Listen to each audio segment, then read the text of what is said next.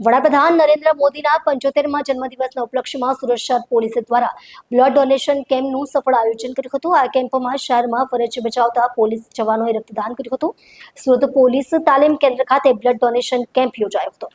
વડાપ્રધાન શ્રી નરેન્દ્ર મોદીના 75મા જન્મદિવસના ઉપલક્ષ્યમાં સુરત શહેર પોલીસ દ્વારા એક મહત્વપૂર્ણ બ્લડ ડોનેશન કેમ્પનું આયોજન કરવામાં આવ્યું હતું. આ કેમ્પ સુરત પોલીસ તાલીમ કેન્દ્ર ખાતે યોજાયો, જ્યાં શહેરના પોલીસ કર્મચારીઓએ સમાજ સેવાની ભાવના સાથે સક્રિયપણે રક્તદાન કર્યું.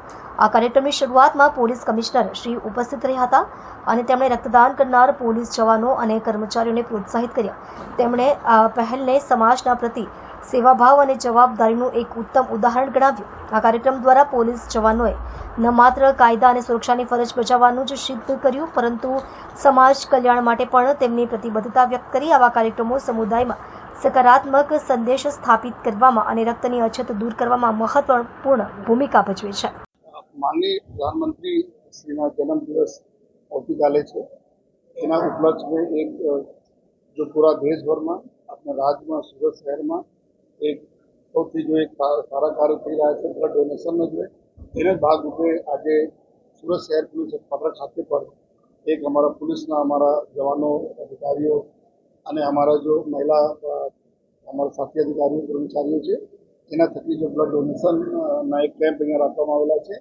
જે અમારા બ્લડનો જો યુનિટ ભેગા થશે આ યુનિટ અમારા આ સમય એવા હોય છે જ્યારે ઘણા બધા લોકો જે અલગ અલગ રોગોથી પીડાતો હોય ચોમાસાને લીધે છે, તો ત્યાં જો જરૂરત છે જરૂરતમંદોને મળે આ આશયથી જો આજના બ્લડ ડોનેશન એક કેમ્પ છે જોઈએ અને અમે બધાને અપીલ પણ કરીએ છીએ કે પોલીસ સિવાય પણ જોઈએ આ 4 વાગે તક ચાલુ રહેવાના છે.